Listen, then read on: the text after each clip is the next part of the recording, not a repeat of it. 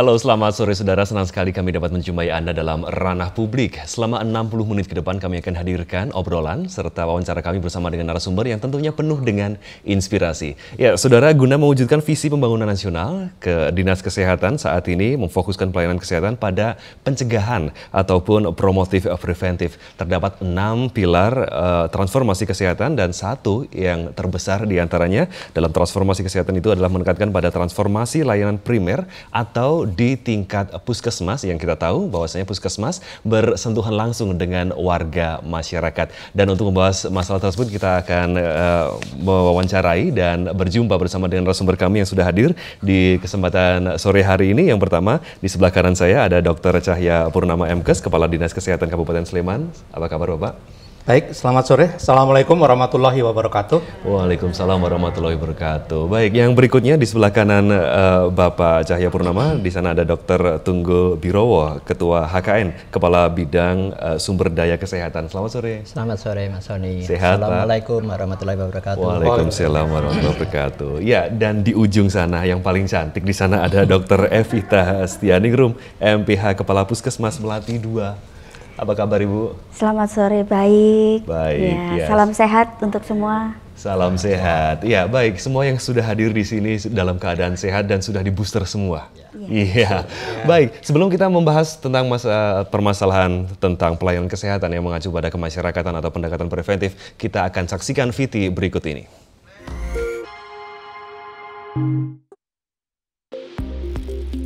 Guna mewujudkan pembangunan nasional, Kementerian Kesehatan Republik Indonesia saat ini memfokuskan pelayanan kesehatan ke arah pencegahan atau promotif preventif. Hal ini dilakukan melalui transformasi kesehatan. Pilar pertama transformasi kesehatan menekankan pada transformasi layanan primer. Hal-hal yang menjadi fokus transformasi pelayanan kesehatan primer yakni penerapan siklus hidup, mendekatkan pelayanan kesehatan melalui jejaring, serta digitalisasi sistem informasi pelayanan kesehatan primer. Salah satu langkah penting dari program ini adalah akan dilakukannya revitalisasi pos pelayanan terpadu dalam pelaksanaan program terkait dengan penerapan siklus hidup. Jika dulu posyandu fokusnya ke bayi dan ibu, nantinya paket kesehatan di posyandu adalah seluruh siklus hidup, mulai dari bayi hingga lansia. Berikutnya, pemanfaatan jejaring dilakukan untuk mendekatkan layanan kesehatan hingga tingkat desa dan dusun. Hal ini akan diwujudkan dalam integrasi pelayanan kesehatan, melibatkan pelayanan di puskesmas hingga pelayanan di desa melalui posyandu prima dan tingkat dusun melalui kegiatan posyandu dan kunjungan rumah oleh kader. Dalam konteks ini, perlu adanya penataan kelembagaan, sumber daya, dan pola pembinaan berjenjang agar integrasi pelayanan kesehatan sebagai salah satu inisiatif utama dapat berjalan secara optimal. Dalam rangka mendukung upaya peningkatan layanan ini, Dinas Kesehatan Sleman telah menginisiasi berbagai inovasi layanan puskesmas. Salah satu di antaranya adalah melalui program Mata Hati atau Masyarakat Sehat Jiwa yang merupakan inovasi kesehatan jiwa yang komprehensif. Inovasi kesehatan jiwa komprehensif meliputi upaya promotif, preventif, kuratif, hingga rehabilitatif. Telekonsultasi online ramah remaja yang bermitra dengan Unala dari Siklus Indonesia merupakan salah satu strategi mendekatkan layanan psikologi kepada masyarakat, khususnya remaja yang mengalami masalah kesehatan mental yang semakin meningkat semenjak pandemi COVID-19. Inovasi ini telah masuk dalam top 99 inovasi pelayanan publik Kementerian Pemberdayaan Aparatur Negara dan Reformasi Birokrasi. Sementara itu, Kementerian Kesehatan Republik Indonesia menilai digitalisasi secara masif dan keseluruhan dapat mempermudah proses pelayanan dan pelaporan situasi kesehatan. Upaya ini akan memperkuat pemantauan melalui sistem informasi pelayanan kesehatan primer di berbagai wilayah.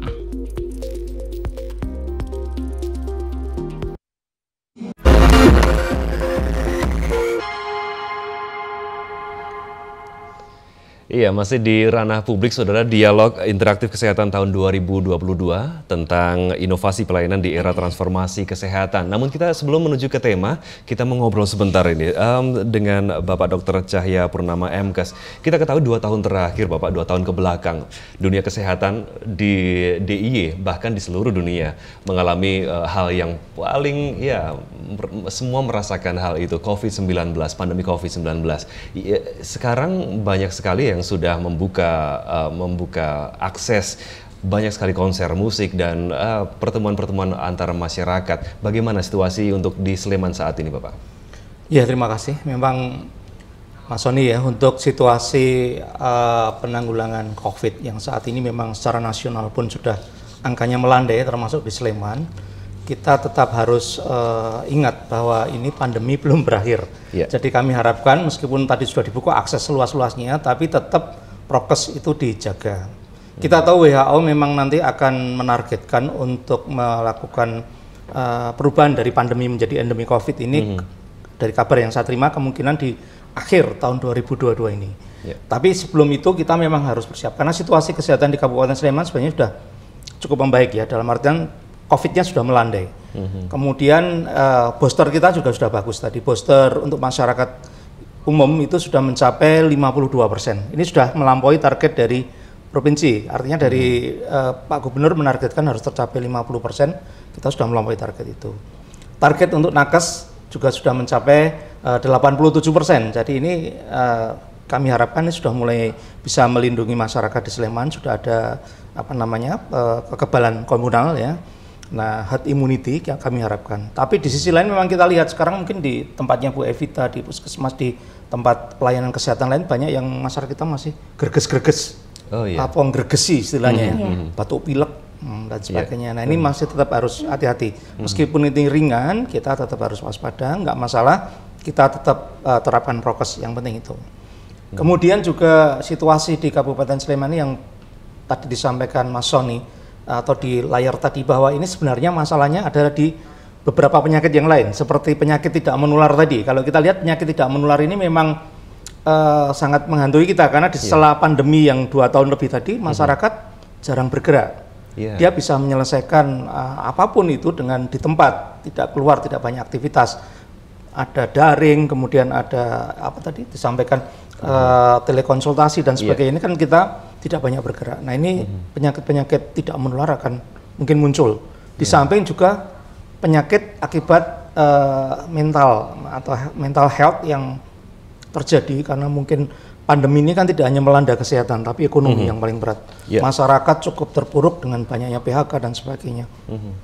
Anak-anak sekolah kita juga dengan daring yang begitu lama, begitu masuk itu saya lihat juga di beberapa tempat, tapi ini sudah kepeduliannya sudah menurun sama guru, sama lingkungan. Ini dan sudah agak apatis kayak orang tipes gitu ya. Jadi kurang perhatian lagi. Nah, ini saya takutkan kalau nggak diatasi dengan inovasi-inovasi dari Kabupaten Sleman yang tadi tidak disebutkan, adanya mata hati, masyarakat tangguh, sehat jiwa, yang dulunya ini memang inisiasi awalnya untuk remaja, anak-anak SMP, anak-anak sekolah. Nah, ini kita harapkan nanti mereka akan kembali ke situasi yang normal lagi. Seperti itu kondisi kita. Oke, baik. Terima kasih Dr. Cahya Purnama. Kita ke Dr. Evita Stianingrum, MPH, Kepala Puskesmas Melati 2. Apakah benar seperti itu? Setelah kita 2 tahun pandemi yang luar biasa, ada menimbulkan beberapa penyakit yang tidak menular, seperti kesehatan jiwa. Apakah benar seperti itu, Dokter? Iya, betul sekali Mas Sony. Jadi memang sesuai dengan Riskesdas, ya, jadi riset kesehatan dasar yang dilakukan oleh Kementerian Kesehatan dari 2013 sampai 2018 itu ada peningkatan 3 kali lipat, luar biasa. 3 kali lipat. Iya, dan angka orang dengan gangguan kesehatan jiwa di DIY itu masuk dalam peringkat pertama. Jadi cukup banyak memang. Nah, kalau ini tidak kita kelola dengan baik, tentunya akan menimbulkan masalah sosial, tidak hanya masalah kesehatan. Karena orang dengan gangguan jiwa ini tentunya akan menimbulkan masalah sosial di lingkungan keluarga maupun di masyarakat. Nah, untuk itu ada inovasi mata hati ini, masyarakat tangguh sehat jiwa. Ini kita melalui dari kegiatan promotif, preventif, kuratif sampai rehabilitatif. Jadi komprehensif. Promotif preventif kita sudah lakukan dengan melibatkan masyarakat melalui screening kesehatan jiwa secara dini. Kita melatih kader kesehatan untuk bisa mendeteksi sejak awal apakah ada gangguan jiwa di masyarakat. Nanti akan dirujuk ke puskesmas untuk mendapatkan pengobatan. Dan obat-obat saat ini di puskesmas juga sudah cukup bagus ya. Jadi tidak perlu semuanya harus dirujuk ke rumah sakit. Kita ada obat yang injeksi maupun obat yang diminum secara rutin. Nah, kemudian untuk rehabilitatif ini juga kita melibatkan lintas sektor, juga melibatkan pemberdayaan masyarakat. Beberapa orang dengan gangguan jiwa yang sudah mendapatkan pengobatan dan kondisinya sudah stabil, kita berikan pelatihan seperti kerajinan telur asin, kemudian juga pengembangan di tempat kami kebetulan ada kerajinan bambu. Nah, mereka bisa membantu di sana.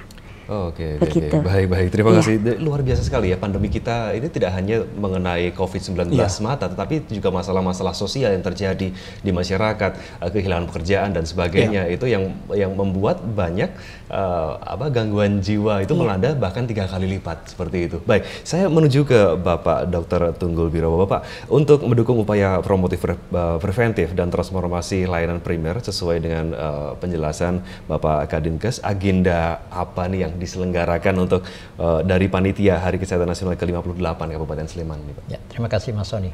Jadi agenda yang sudah kami susun bersama teman-teman di Dinas Kesehatan dalam rangka untuk memperingati Hari Kesehatan Nasional yang ke-58 ini cukup banyak. Jadi rangkaiannya sudah kita mulai sejak bulan Juli kemarin ya. Jadi diawali dengan kegiatan seminar psikologi bagi calon atlet Sleman yang akan bertanding di Porda. Saat itu Porda akan berlangsung di tanggal 1 sampai 9 September ya. Sekarang sudah berlangsung. Ya, alhamdulillah cukup banyak atlet yang kita libatkan untuk mengikuti seminar tersebut. Jadi untuk kesiapan mental ya dalam rangka akan bertanding.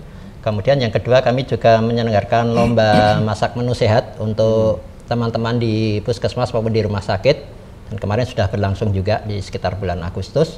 Kemudian yang ketiga, kegiatan yang sudah berlangsung juga ada kegiatan untuk Zero TB. Zero TB ini tuberkulosa ya Mas ya, jadi untuk salah satu penyakit menular.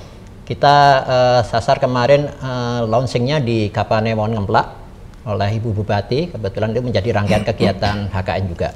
Sementara yang akan berlangsung dalam waktu dekat ini sekitar tanggal 26 September, kita juga akan mengadakan seminar keamanan pangan dan penggunaan obat. Kalau ini sasarannya adalah ibu-ibu PKK, kurang lebih 100 orang. Nah, ini nanti akan kita undang dari 17 Kapanewon, ibu-ibu PKK di Sleman, untuk mengikuti 2 topik tadi, keamanan pangan dan penggunaan obat. Antara lain nanti narasumbernya ada apoteker yang AOC ya, Agent of Change, istilahnya seperti itu. Karena kita di Sleman sudah semua apoteker di puskesmas itu sudah menjadi Agent of Change, istilahnya dalam rangka untuk penyuluhan terhadap penggunaan obat. Oke, Dokter Tunggul, untuk puncaknya sendiri untuk Hari Kesehatan? Kalau untuk puncaknya sendiri itu rencananya kita akan ada kegiatan gebiar wisada. Nah, gebiar wisada itu biasanya nanti setelah kegiatan-kegiatan yang lain selesai, kita akan mengadakan tadi malam resepsi ya seperti itu ya. Jadi nanti mengundang Ibu Bupati, mengundang narasumber yang lain. Nanti kita akan bahas kembali untuk acara-acara di Hari Kesehatan Nasional. Dan saudara, tetaplah bersama kami di TVRI Jogja, karena selesai Perawara akan kami hadirkan kembali dialog kami bersama dengan narasumber yang sudah hadir di kesempatan sore hari ini. Tetaplah bersama kami. Jenengane program Mata Hati. Program Mata Hati adalah program kesehatan mental yang komprehensif dan inovatif untuk mewujudkan masyarakat tangguh sehat jiwa. Dengan meningkatnya kebutuhan masyarakat Sleman akan layanan kesehatan yang berkualitas, responsif dan terjangkau, maka konsultasi psikolog diberikan pada setiap momen kehidupan manusia, terintegrasi pada pelayanan kesehatan dasar di seluruh puskesmas Kabupaten Sleman.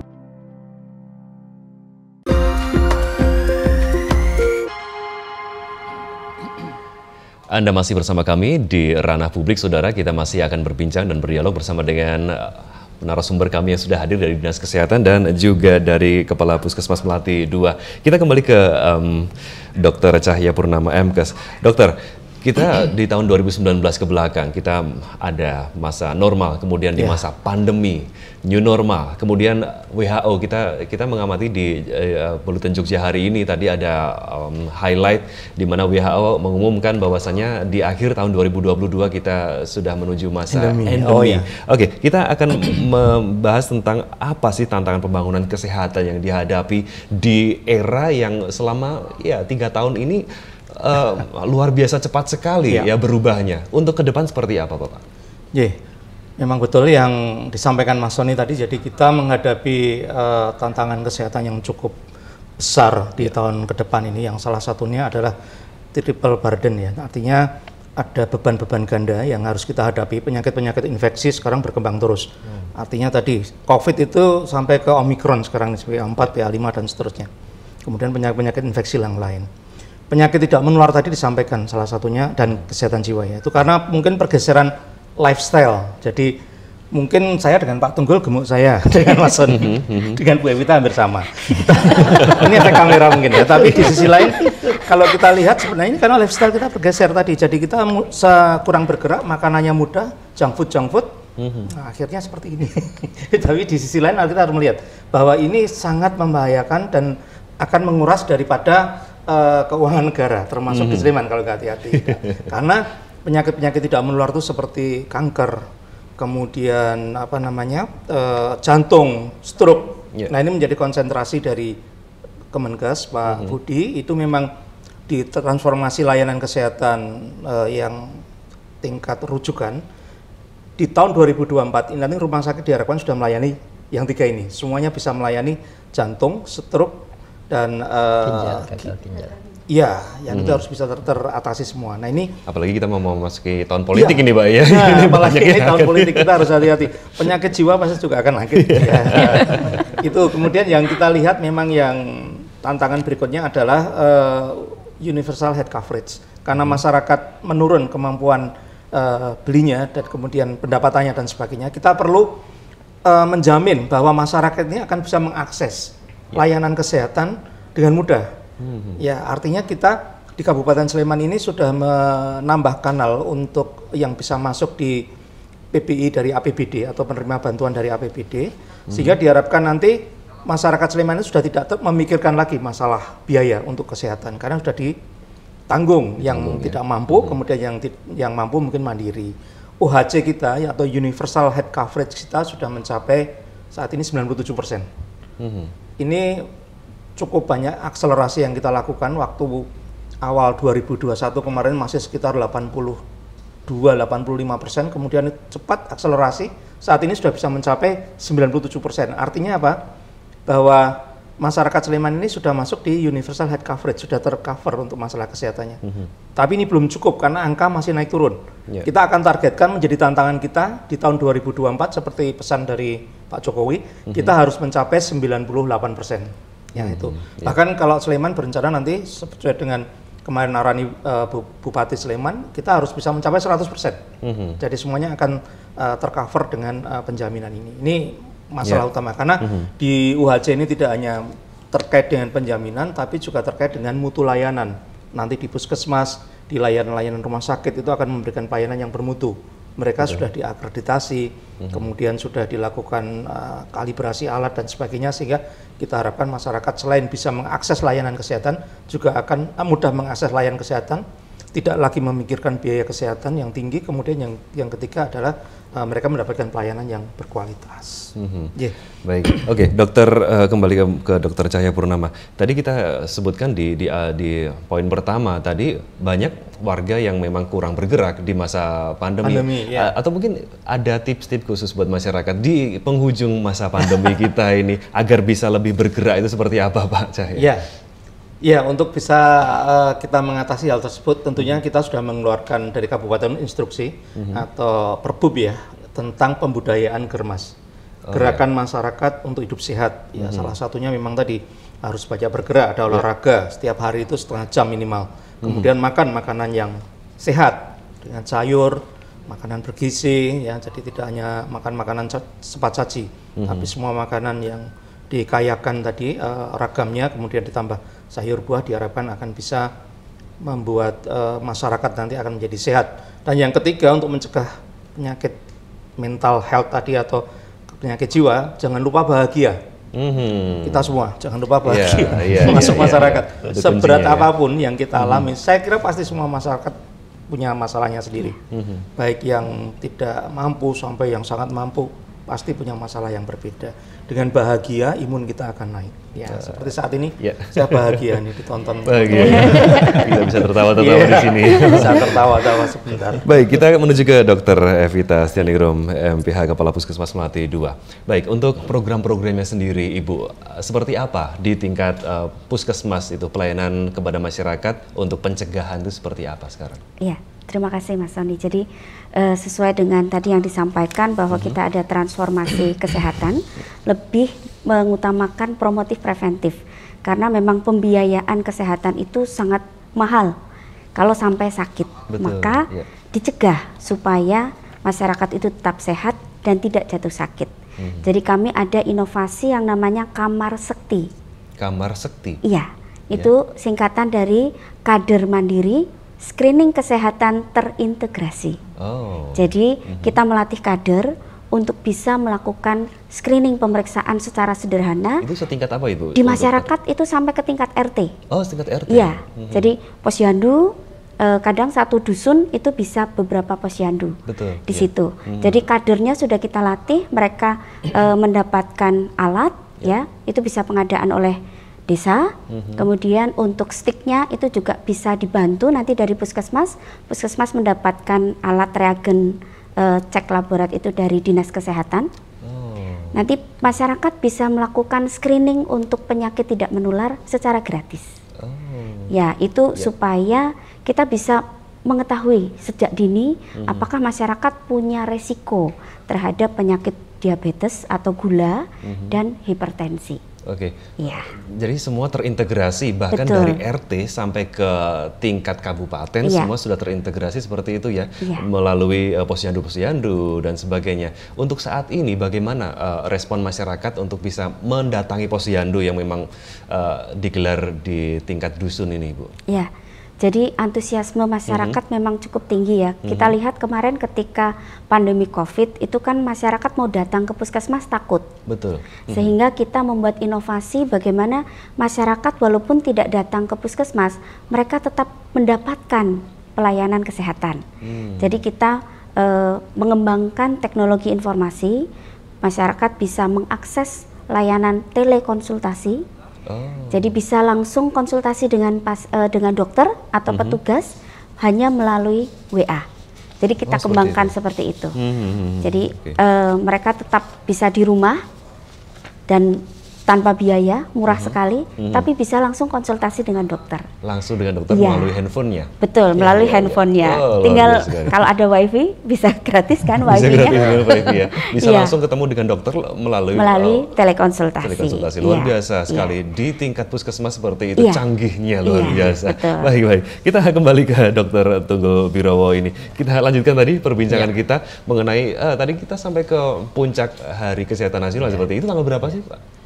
Ya kalau untuk HKN-nya sendiri sebetulnya tanggal 12 November ya. 12 November ya. Tetapi kami merencanakan untuk Gebiar Husada sebagai puncak acara rangkaian kegiatan HKN itu pada hari Sabtu tanggal 26 November tahun 2022. Nah ini nanti kita memang mengundang stakeholder ya yang selama ini sudah membantu kita di Dinas Kesehatan maupun teman-teman puskesmas, teman-teman di rumah sakit. Tentunya ini memeriahkan, ini menjadi hari kita bersama ya untuk insan kesehatan itu punya hari yang memang bisa dirayakan. Mungkin kalau hari pendidikan sudah banyak yang kenal ya seperti itu. Kalau mungkin hari kesehatan mungkin selain teman-teman kesehatan mungkin banyak yang masih belum tahu hari kesehatan itu tanggal berapa sih. Betul. Nah itu jadi sebenarnya memang tanggal 12 November kan ditetapkan pemerintah sebagai Hari Kesehatan Nasional. Ya, itu terpusat tuh nanti disebar ke beberapa wilayah di Sleman. Jadi sebetulnya kalau acaranya sendiri kita sudah teman-teman puskesmas pun selama ini sudah rutin juga ya ada kegiatan-kegiatan masing-masing. Tetapi kalau untuk Gebiar Husadanya kita memang dipusatkan di satu lokasi nanti. Baik, terima kasih. Kita lanjutkan kembali Bapak dan Ibu dan Saudara, tetaplah bersama kami di Ranah Publik. Seusai jeda pariwara kami akan segera kembali untuk Anda. Jenengane program Mata Hati. Program Mata Hati adalah program kesehatan mental yang komprehensif dan inovatif untuk mewujudkan masyarakat tangguh sehat jiwa. Dengan meningkatnya kebutuhan masyarakat Sleman akan layanan kesehatan yang berkualitas, responsif dan terjangkau, maka konsultasi psikolog diberikan pada setiap momen kehidupan manusia. Terintegrasi pada pelayanan kesehatan dasar di seluruh puskesmas Kabupaten Sleman.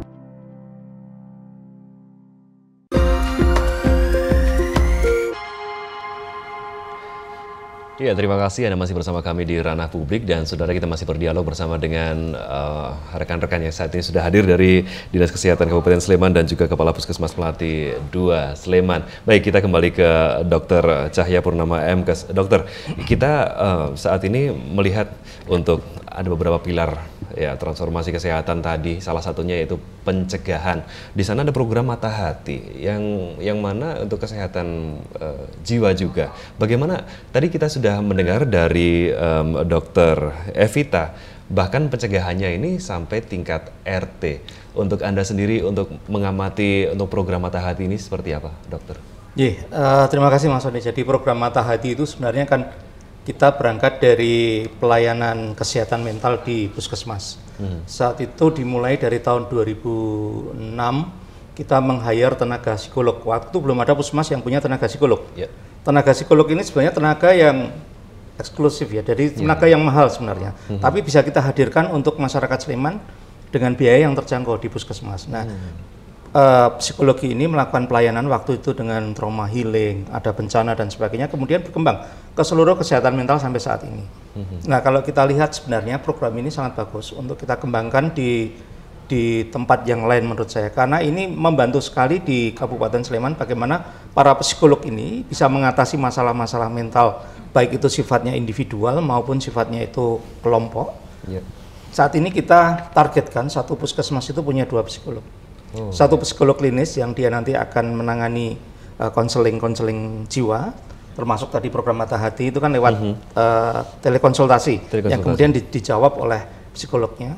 Kemudian ada satu psikolog lagi yang dia ke masyarakat, dia menangani kesehatan mental yang terjadi di masyarakat.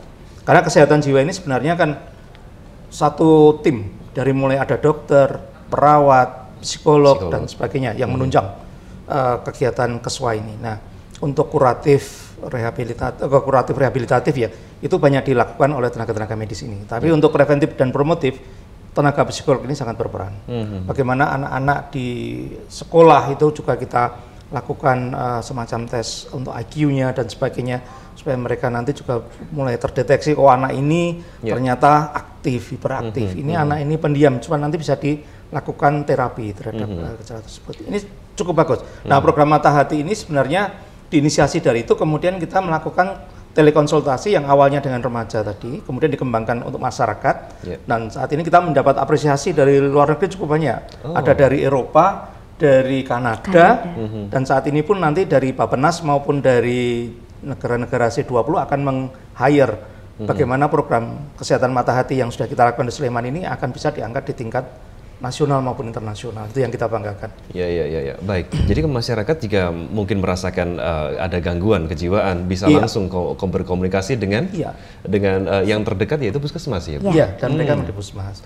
Nah, dulu itu juga sudah seperti itu, sebelum ada telekonsultasi dengan Unala seperti itu.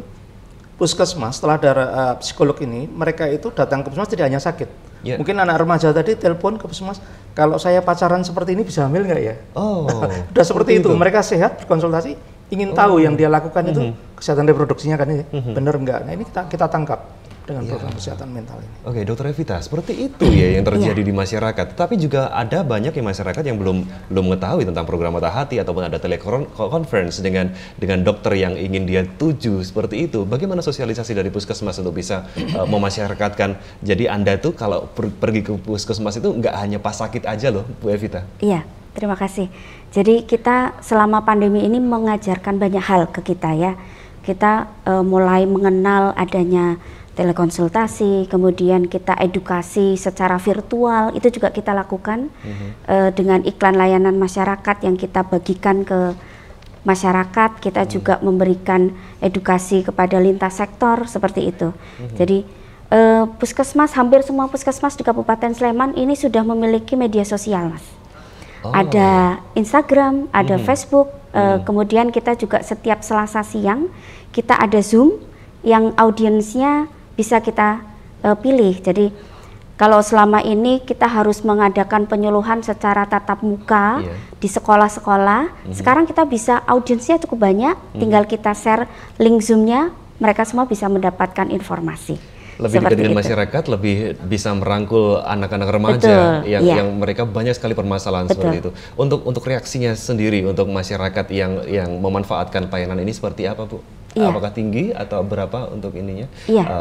Perhitungannya untuk anak-anak yang memang berkonsultasi secara langsung dan mereka tidak harus bersama dengan orang tuanya langsung bisa kan Ibu? Betul, bisa langsung. Jadi anak-anak remaja itu bisa langsung konsultasi dengan psikolog, ada hotline-nya, nanti mereka bisa lewat WA langsung ngechat.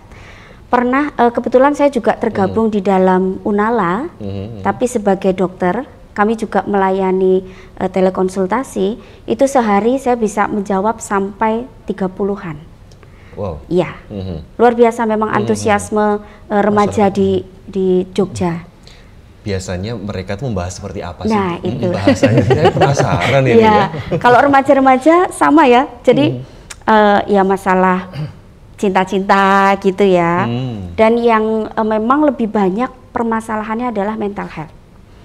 Jadi terutama di masa pandemi mereka tidak bisa berteman, tidak bisa bergaul dengan teman-temannya yang biasanya mereka bisa kumpul-kumpul, bisa nongkrong bareng, mereka harus di rumah. Nah, itu sebuah tekanan yang luar biasa buat mereka. Adakah yang sampai follow up kita pergi ke rumah Ada.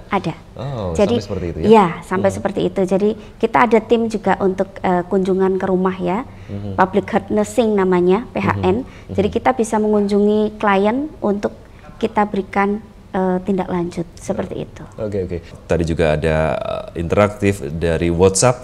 Ini ada warga yang menanyakan beberapa pertanyaan yang mungkin sudah dijawab dan mungkin akan kita tanggapi bersama. Baik, dari Maria di Ngemplak. Posyandu Prima ada di semua desa ataukah desa dengan klasifikasi tertentu, Bapak? Iya. Ada di semua desa? Terima kasih. Untuk Posyandu Prima ini baru merupakan rencana dari transformasi pelayanan kesehatan di pelayanan kesehatan primer. Ini sudah digagas oleh Menkes. Intinya itu posyandu yang kita miliki di Sleman itu sekarang masih dari strata posyandu Pratama sampai Purnama. Sedangkan posyandu Prima ini agak berbeda karena dia itu nanti akan melayani siklus hidup tadi. Dari mulai bayi sampai lansia, tidak hanya yang seperti saat ini kan ada posyandu untuk balita, kemudian ada posyandu lansia dan sebagainya. Ini nanti komprehensif. Dan ini berbeda dengan konsep yang kemarin, ini transformasi kesehatan yang diharapkan. Jadi nantinya Kapanewon atau kecamatan itu akan memiliki puskesmas, kelurahan itu akan memiliki posyandu Prima tadi, kemudian nanti yang di tingkat dusun, dukuh dan sebagainya itu dengan posyandu. Nah, Posyandu Prima ini adalah bentuk dari akselerasi antara bentuk akselerasi antara Pustu dengan lembaga masyarakat. Ya, dalam artian begini, diharapkan nanti Posyandu Prima ini merupakan peningkatan atau pemutakhiran dari pustu-pustu yang kita punya, yang mungkin nanti kalau di Sleman saya rencanakan nanti mungkin satu Kapanewon itu harus punya satu atau dua, yang itu nanti kita lihat yang memang kurang berdaya, kemudian kita coba untuk intervensi dengan Posyandu Prima ini. Nah, Posyandu Prima ini kalau mau kita lihat sebenarnya, ini nanti dia akan melayani oleh bidan maupun perawat, dan dia setiap hari pelayanannya. Nah, ini yang membedakan. Posyandu-posyandu ini menjadi posyandu Prima sepertinya ya. Semuanya gitu bisa nanti akhirnya memang arahnya ke posyandu Prima. Diharapkan akan seperti itu. Baik, terima kasih Dokter Cahya. Kita ini juga ada pertanyaan dari Vika dari Cangkringan. Ini mungkin untuk Dokter Evita ini ya. Siapa warga yang bisa berpartisipasi menjadi kader kesehatan? Terus kemudian bagaimana cara mengakses layanan telekonsultasi dari Dimas di Gedong Kuning? Mungkin bisa dijawab Dokter Evita. Ya, terima kasih. Jadi siapa saja warga yang bisa menjadi kader kesehatan, siapa saja. Siapapun? Ya. Laki, perempuan? Laki, perempuan, yang penting dia punya kemauan. Ya. Dan syaratnya untuk jadi kader itu gampang sekali. Apa itu? Dia mau dan dia bisa baca tulis. Seperti itu saja. Cukup itu saja? Cukup itu saja. Baik. Jadi nanti karena kader itu bukan milik puskesmas ya. Jadi yang diketahui oleh masyarakat kan kader dikiranya punya puskesmas, digaji oleh puskesmas, tidak. Tapi kader itu adalah milik masyarakat yang di SK-kan oleh lurah atau kepala desa. Tapi tugas puskesmas juga untuk mengupgrade skill para kader itu betul ya? Betul sekali. Oke. Nah, ini untuk layanan telekonsultasi. Bagaimana? Ya, untuk layanan telekonsultasi itu kita masing-masing puskesmas ada nomor masing-masing, sendiri-sendiri, ada sendiri. Bisa dilihat di Instagram dan Betul. Facebook dan sebagainya. Ya, bisa diikuti nanti di Instagram puskesmasnya. Misalnya kalau Mas Dimas tinggalnya di Cangkringan, berarti nanti bisa dilihat di Puskesmas Cangkringan. Oh, baik. Terima kasih. Ini sudah terjawab tadi dari Windra di Demak Ijo. Apakah Puskesmas juga menyediakan layanan konsultasi psikologi? Sudah dijawab. Dan juga ada Wiryawan di Moyudan. Masih adakah ancaman COVID-19 di wilayah Kabupaten Sleman? Ya, bisa dijawab secara singkat, Pak. Memang untuk COVID-19 ini dengan varian Omikron ini masih masih mengancam, dalam artian kalau dia untuk hilang itu sulit karena masih ada hostnya, masih ada kita sebagai manusia ini kan memang tempat berkembang biaknya virus itu. Jadi yang penting dia akan melemah terus. Setiap kali mutasi ini akan melemah sehingga tidak fatal. Apalagi kita tadi imunisasinya booster. Saya harapkan masyarakat untuk meningkatkan booster ini monggo, karena kita tidak tahu nantinya apakah COVID-19 itu akan berhenti betul seperti WHO tadi menjadi endemi. Endemi itu bukan berarti hilang loh Mas Sony. Endemi itu ada dan suatu saat bisa bangkit ya kalau ada varian baru. Nah ini kita harus siap, salah satunya dengan imunisasi booster. Saya kira itu. Baik, ini ada pertanyaan lanjutan dari Anggi di Condong Catur. Dalam situasi seperti apa kita semua bisa bebas dan lepas masker, Bapak? Ini juga kerinduan masyarakat sepertinya. Oke, memang gini, untuk prokes kalau saya masih saat ini mungkin karena kita dalam situasi sudah di booster kedua, artinya sudah 4 kali kita vaksin. Tapi sebenarnya prokes itu masih harus dijaga dulu sampai betul-betul ada pengumuman dari yang berwenang, dalam hal ini mungkin WHO, bahwa kita sudah menjadi endemi, atau mungkin sudah arahan dari pusat bahwa kita sudah boleh mengendorkan prokes kita dengan melepas masker. Kemarin mudah ada beberapa pengendoran dari prokes ini. Kita lihat dulu bagaimana sekarang di tempat-tempat ibadah sudah tidak harus berjarak. Kan pelan-pelan waktu itu. Boleh melepas masker di tempat-tempat yang terbuka. Tapi ternyata meningkat lagi. Kemudian kita bermasker lagi. Jadi ini akan kita lepas tergantung dari kita semua. Tergantung dari yang bertanya juga nanti bagaimana kita menjaga kesehatan kita sendiri agar tidak terkena COVID. Betul. Kalau itu sudah semua masyarakat terbentuk herd immunity, ya saya kira kita nanti bisa melepas. Ya, sepertinya masker itu tidak hanya mencegah COVID-19, tapi juga penyakit-penyakit menular yang lain. TBC, itu banyak yang sekali, sekarang ini tadi dikatakan zero TB itu sangat terbantu dengan adanya masker. Baik, ini juga ada salam petang TVRI Ranah Publik. Saya Kris, sesuai pendekatan filosofi preventif, apakah ada program untuk medical check up semesta bagi semua masyarakat luas untuk mengetahui sedini mungkin apa yang terjadi dalam raga atau jiwa ini yang tak ada gejala klinis atau paikis ya, tapi bisa preventif bahkan sebelum muncul gejala agar kualitas hidup meningkat dan dana yang terpakai di APBD kesehatan bukan untuk pengobatan tapi untuk peningkatan kualitas hidup gitu ya. Matur nuwun dari Dr. Cahya dan rekan-rekan dari Dinas Kesehatan Sleman. TVRI Jogja. Mungkin gini Pak Mas Sony ya, jadi artian kalau medical check up ini memang biayanya masih harus mandiri. Di penjaminan pun di BPJS pun masih mandiri. Jadi kita lakukan medical check up ini atas program, tidak bisa medical check up secara keseluruhan. Misalnya untuk kanker, mungkin Bu Evita sangat concern ini dengan cancer ini dengan pemeriksaan IVA test. Itu kan medical check up juga untuk melihat apakah ada benih-benih kanker di itu kita lakukan. Kalau yang dengan program sudah ada untuk masyarakat, tapi masih segmen tersendiri, belum secara luas. Kemudian Posbindo yang ada di institusi, kemudian di masyarakat dan sebagainya, monggo itu diikuti.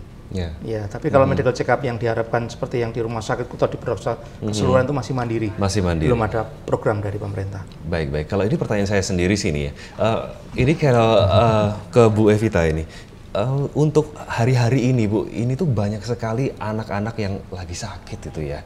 Itu sebenarnya fenomena seperti apa sih Bu Evita? Sedikit saja. Kita ketahui bersama kan kemarin panas, kemudian hujan ya. Jadi suasana iklim yang tidak menentu, cuaca yang tidak menentu itu juga akan mempengaruhi kondisi fisik kita. Ya. Jadi habis panas tahu-tahu hujan deres gitu ya. Yeah. Nah, apalagi anak-anak kan memang rentan untuk bisa terjangkit itu. Maka ini ada program, Mas. Jadi program imunisasi untuk anak dan balita itu sudah ditambah lagi oleh pemerintah. Di segmen terakhir kita masih akan berbincang bersama dengan para narasumber. Tetaplah bersama kami. Jenengane program Mata Hati.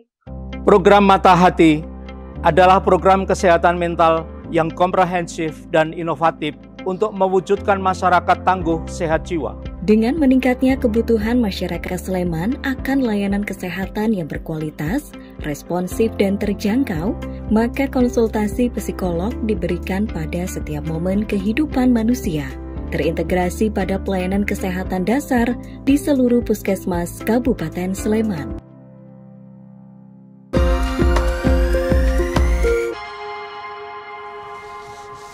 Anda masih bersama kami di Ranah Publik dan saudara, kita masih membincang tentang inovasi pelayanan di era transformasi kesehatan. Dan kita masih kembali menuju ke Dr. Cahya Purnama MKes ini, dokter.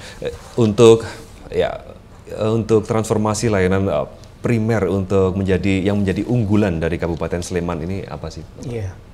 Memang di transformasi layanan primer ini akan menguatkan fungsi-fungsi dari puskesmas, FKTP, ada klinik, ada dokter keluarga dan sebagainya, memenuhi sarana prasarananya, kemudian juga obat-obatannya dan sebagainya yang memang itu menjadi tugas kita di kabupaten. Di samping itu juga kita akan membuat inovasi-inovasi tadi, Mas. Jadi hanya dengan inovasi ini kita akan survive ke depan. Nah, inovasi ini kalau dengan adanya pandemi tadi, kita mengajarkan kepada kita untuk berkolaborasi. Jadi kolaborasi dan inovasi dengan lintas sektor harus kita akselerasi. Salah satunya yang kita tampilkan tadi, bisa disampaikan di depan tadi adalah Mata Hati. Itu sudah masuk ke top 99. Itu dari Kemenpan RP, artinya sudah diakui inovasi ini di tingkat nasional. Kemudian Bu Evita ini baru saja memenangkan inovasinya, Canda Mas Covid ya. Nah, ini penanganan Covid yang cukup bagus. Beliau menjadi nakes teladan di tingkat nasional. Baru aja kemarin ketemu Pak Presiden, ketemu Pak Menteri, menerima. Senang kita bukan karena penghargaannya, tapi karena kerja keras kita tuh diakui. Kita tidak bekerja sebagai kuliah aja, tapi ada penghargaan kita bekerja. Nah, ini inovasi-inovasi seperti itu akan kita kembangkan terus. Canda Mas Covid tadi, kemudian Mata Hati, kemudian ada inovasi-inovasi nanti yang di puskesmas itu cukup banyak, kayak gajah dibilah semut, biji kecambah dan sebagainya. Itu merupakan satu inovasi.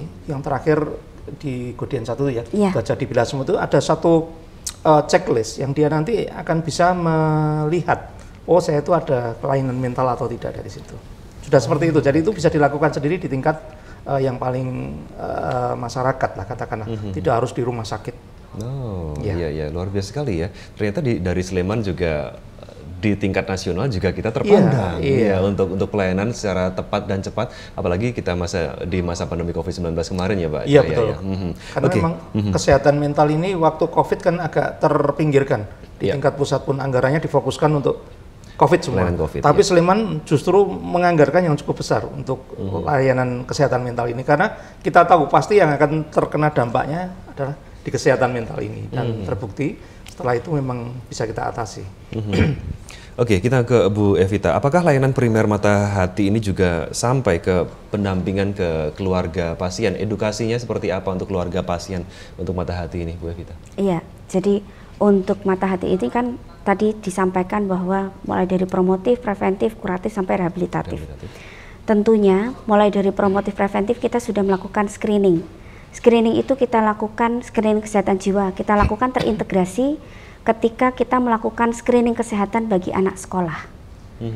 Nah, anak sekolah ini mulai dari SD. Jadi karena yang kita tahu bersama bahwa onset atau munculnya gangguan jiwa itu bisa dimulai sejak usia remaja. Sehingga sudah sejak awal kita melakukan screening kesehatan. Nanti kalau dari hasil screening di sekolah itu ada gejala atau gangguan, maka kita juga pasti akan mengundang orang tua untuk bisa nanti didampingi oleh psikolog, seperti itu. Jadi tidak mungkin pengelolaan kesehatan jiwa ini tidak melibatkan keluarga. Dukungan keluarga itu sangat penting dan menentukan dalam perkembangan kejiwaan dari seorang anak. seperti itu. Karena kita mulainya dari sejak awal. Bahkan untuk orang dengan gangguan jiwa yang sudah berusia mungkin sudah lebih 40 tahun pun itu juga pasti akan membutuhkan caregiver namanya, ya, pendamping dari keluarga. Baiknya seperti apa ketika anggota keluarga kita mengalami gangguan kejiwaan? Iya, jadi satu hal yang paling kita harus tahu, nek wong Jawa kan ngomongnya sing waras ngalah atau Mas? Nah itu, jadi bagaimana kita bisa mengamankan situasi rumah supaya kita tidak menstigma orang yang dengan gangguan jiwa. Gitu. Jadi kita yang waras itu yang maklum, gitu kan. Jadi tidak bisa memaksa orang dengan gangguan jiwa, walaupun dia sudah diobati, diharapkan bisa normal pulih seperti semula. Itu yang tidak mungkin. Tapi untuk melakukan kegiatan-kegiatan sehari-hari mereka sudah bisa melakukan itu. Baik, terima kasih Dokter Evita, luar biasa sekali ya. Oke, kita ke Dokter Tunggul Birawa kembali ya untuk Hari Kesehatan Nasional yang memang tidak sepopuler Hari Pendidikan dan sebagainya. Kita mau mensosialisasikan seperti itu. Hari Kesehatan Nasional itu memang penting dan diikuti oleh semua warga masyarakat. Untuk tadi kita kembali yang belum terjawab tadi, untuk anak-anak muda ini ada event seperti apa sih Pak untuk HKN hari tahun 2022 ini? Ya, jadi sebetulnya kami melakukan beberapa kegiatan, antara lain ada lomba dance ya, lomba dance nari itu memang nanti teman-teman yang di puskesmas atau rumah sakit, terutama yang muda ya, suka kegiatan seperti itu. Kemudian ada yang namanya untuk kegiatan 5 minutes healthy talk. Jadi semacam lomba pidato selama 5 menit, topiknya sudah kami tentukan, nah, ini juga direkam. Jadi memang ininya nanti masih masih berupa rekaman, terus kita dikirim ke panitia, nanti kami beri penilaian. Nah, ini nanti juaranya akan kita beri hadiah pada saat puncak acara Gebiar Husada itu. Seperti itu. Juga pemilihan duta kesehatan. Iya, kemarin sudah pemilihan duta kesehatan ya, sudah ada pemenangnya ya kemarin ya. Oh iya, untuk umur berapa itu duta kesehatannya itu? Usia sampai 18 sampai 24 ya kalau nggak salah ya, jadi ya. Dan kemungkinan tahun depan akan ada lagi seperti itu. Antusias sekali untuk duta kesehatan ini, Mas. Karena nanti mereka yang kemarin aja juga sudah bertugas selama 3 tahun ya, mungkin selama ini. Nah, ini akan kita ikutkan yang menang di duta kesehatan ini 10 orang ya kemarin, kemudian ada 40 juga. Ini kita ikutkan di dalam kegiatan-kegiatan event-event yang tingkat kabupaten maupun tingkat yang lain. Seperti nanti HKN itu akan kita libatkan. Untuk promosi preventif kita libatkan. Monggo, kita punya duta kesehatan yang sudah cukup mahir ya. Kita pilih, jurinya ada di sini semua nih. Bu Evita, Pak Cahaya ya. Jadi ini cukup bagus untuk kita berdayakan duta kesehatan. Cantik-cantik lagi, Mas. Seperti Mas Sony ya, yang satu tuh senyum terus. Yang menang, betul, laki-laki tapi senyum terus. Oke. Karena di dunia kesehatan kalau anak-anak itu nggak mau disuntik dan sebagainya. Nah, kalau pendekatannya nanti ke anak-anak muda yang ganteng-ganteng, cantik-cantik, bisa berkomunikasi dengan baik, nanti harapannya lebih banyak sekali orang yang kembali tadi tidak hanya periksa ketika sakit saja.